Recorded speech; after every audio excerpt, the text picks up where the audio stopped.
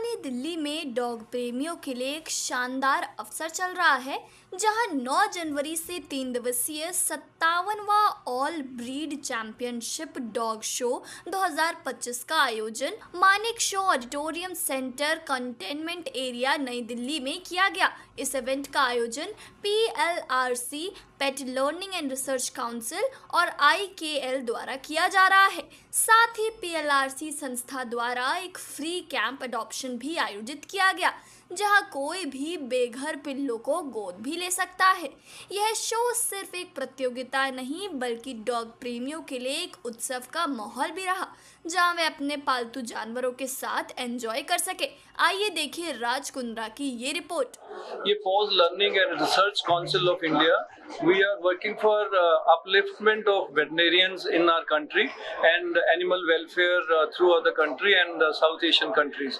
और इसके अंदर हम लोग CE प्रोग्राम करते हैं, कंटिन्यूस एजुकेशन प्रोग्राम है, जो एक डॉक्टर्स के लिए होता है, उनकी स्किल को थोड़ा और एम्पावर करने के लिए, थोड़ा और इम्प्रूव करने के लिए, और उनके जो लेटेस्ट टेक्निक्स हैं जो सारे वर्ल्ड में हो रही हैं, वो टेक्निक्स हमारे इंडिया में भी, हमारे क्लिनिशियन जो हैं उनके क्लिनिक्स में भी वो होना चाहिए।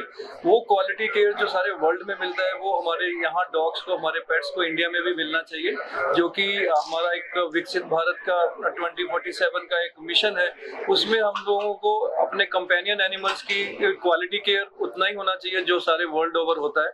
तो under this we are doing the CE programme to upgrade our knowledge, और उसमें ये डॉक्टर्स हैं ऑल ओवर इंडिया से आते हैं, थोड़ा सा साउथ एशियन कंट्री से भी आते हैं। उसमें स्पीकर्स हैं, लाइक दिस टाइम हमारा ऑर्थोपेडिक एक टॉपिक है जो मेन, जैसे बोन में पिनिंग होता है, फ्रैक्चर होता है, तो उसमें लाइक क्या टेक्निक्स लेटेस्ट हैं, कैसे उसको क्योर करते हैं, आप सर्जरीज कैसे करते हैं। तो उसके लिए हमारे पास UK से डॉक्टर आए हैं, डॉक्टर ड्रेडन, एंड साथ में हमारे इंडिया के लीडिंग डॉक्टर्स हैं जो लेटेस्ट टेक्निक्स हमारे डॉक्टर्स को बता रहे हैं। तो ये 3 दिन का प्रोग्राम होता है। इसमें हम लोगों ने इस टाइम पे इंडियन पेटोपिया एक कार्निवल ऐड किया है, जिसमें डॉग्स भी आते हैं, पेट ओनर्स भी आते हैं। उसमें फैशन शोज हैं, जर्मन शेफर्ड स्पेशलिटी शो है, ऑल ब्रीड शोज होते हैं। तो एक this is to add little more kind of awareness and compassion for the animal. तो इसमें बहुत से लोग आए, बहुत से पेट ओनर्स आए। तो बाहर हमारा वो चल रहा है, तो ये लगातार 3 दिन चलेगा। इसमें ग्रूमिंग कंपटीशन भी है। तो ये सब चीजें अगर हम ये रेगुलरली करते रहते हैं तो आई थिंक और पेट ओनर्स भी एनकरेज होते हैं to adopt our homeless dogs जो सड़कों में रहते हैं, जिनके पास घर नहीं है। हम लोग वो प्रमोट करते हैं कि वो उनको भी एक घर मिलना चाहिए, और उसको देख के बहुत लोग रख भी रहे हैं और बाहर भी उनको ट्रीट कर रहे हैं। ये हमारा जो NGOs है वो तो we are doing from last 20 years, but this upgradation of knowledge for the doctors we are doing from last 5-6 years. Okay, sir. I'm Farah. My question is, how does PLRC engage with the guest hosts? How? Sorry, Come again? How does PLRC engage with the guest owners, like pet animals owners? Owners. We call them pet parents. Okay. Right. See, basically everybody who's here is a practicing vet, maybe in his own hospital or in the clinic. And the rapport between an owner and veterinary is just like a family doctor. It is no more that just like human beings, you cannot call your doctor at 2 o'clock in the night. But our pet parents, we receive calls and we give the answers at the dead of the night also, and our emergencies are open all the time. So the rapport between parent, because the dog or cat, whatever they have, is this like their child. So the friendliness, the compassion they have there for their pets just is passed on to us, and we take the veterinary takes good care of this, and we are proud of this, that we are very good in this. The rapport is good, just like a family doctor. Thank you. You're welcome. Dr. Kudal.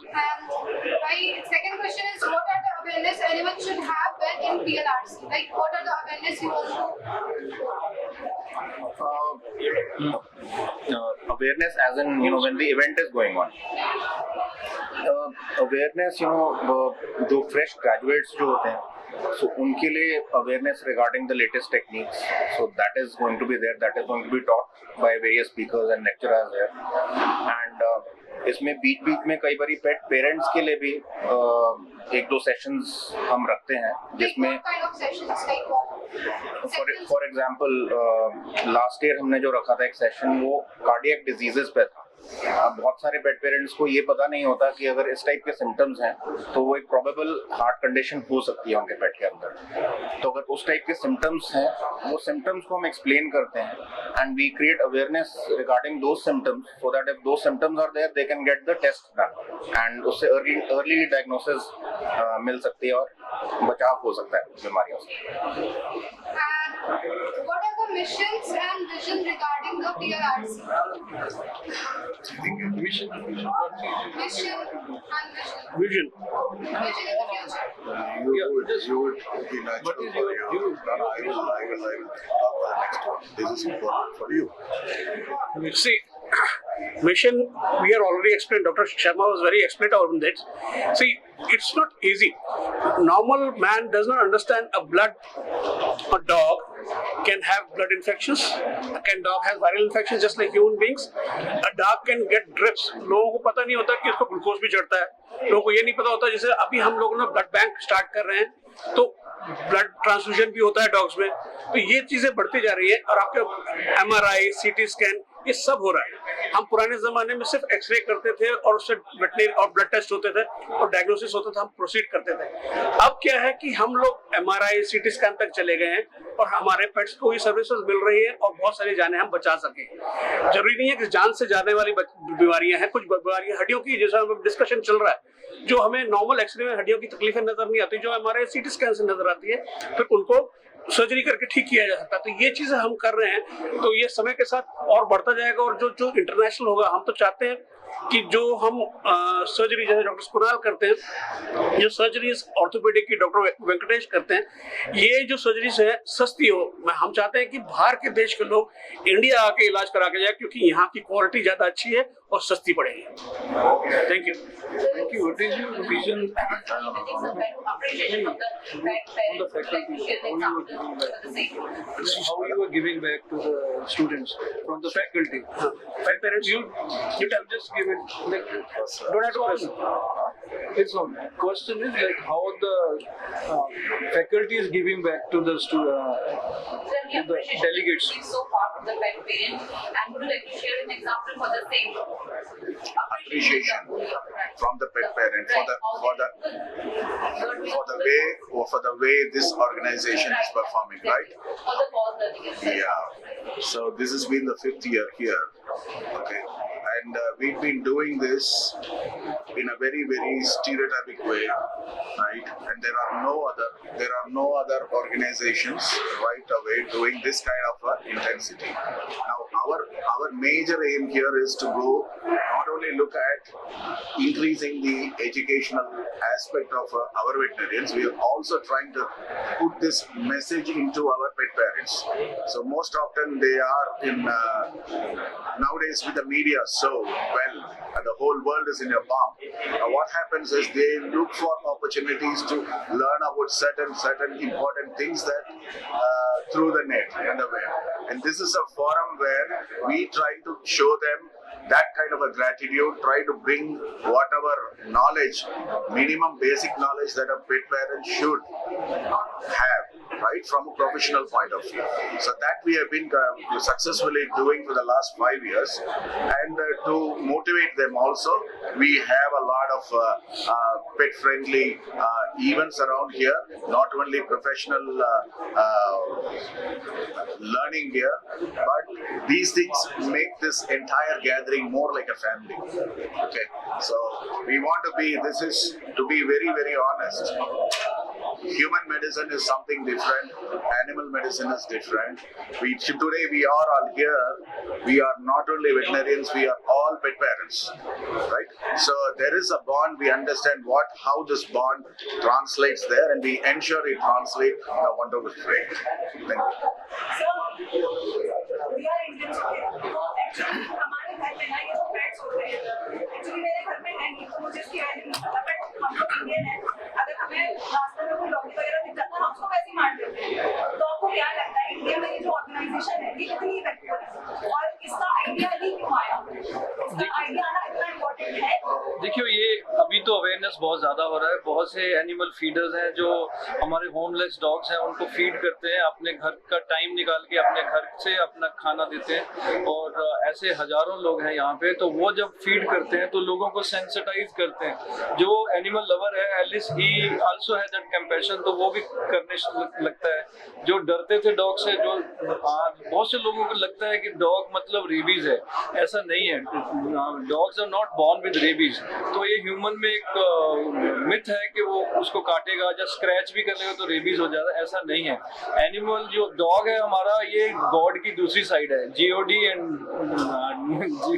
GOD, so it's another side of the god. So वो compassion भी उतना ही उसके साथ मिलता है और वो stress buster है। अगर किसी के घर में जब बाहर वाले डॉग को भी आप खाना खिलाने लग जाए तो मुझे लगता है 5-6 दिन के बाद आपके बच्चे पास नहीं आएंगे, आप डॉग सबसे पहले आपके पास आएगा।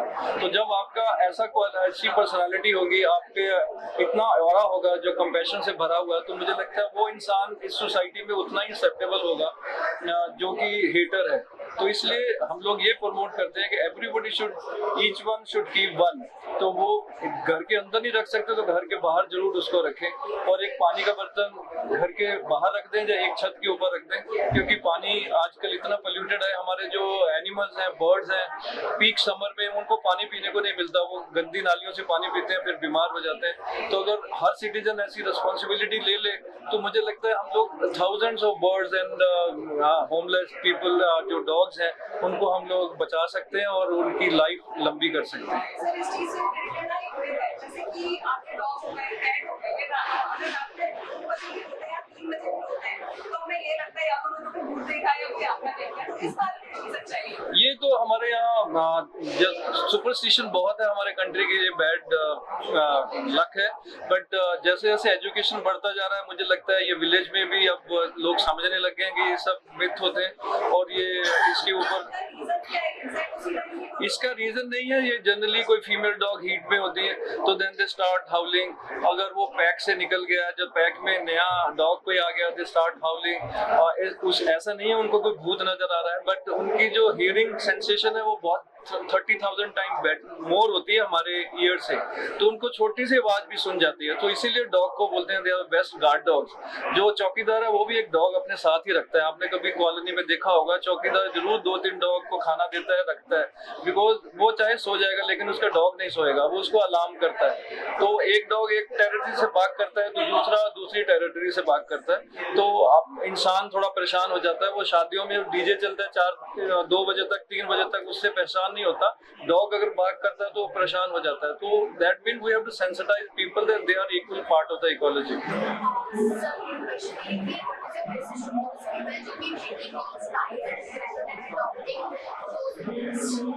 देखो, अगर मेरा मैसेज ये है, अगर आप सोच रहे हैं आपके बच्चों के साथ बैठ के कि आपको एक पप अडॉप्ट करना है, तो बेस्ट यही है कि आप अपने घर के आसपास देखें। बहुत सी ऐसी होमलेस डॉग्स हैं जिन्होंने बच्चे दिए हुए हैं। जब वो अब मदर से लाइक 2 महीना या 1.5 मंथ्स के हो जाते हैं, देन मदर स्टॉप लैक्टेटिंग, तो उस टाइम पे you can adopt them, keep them in your house. But लाने से पहले एक अपने डॉक्टर के पास, जो आसपास आपके लोकल वेट है, उनको जरूर दिखा दें।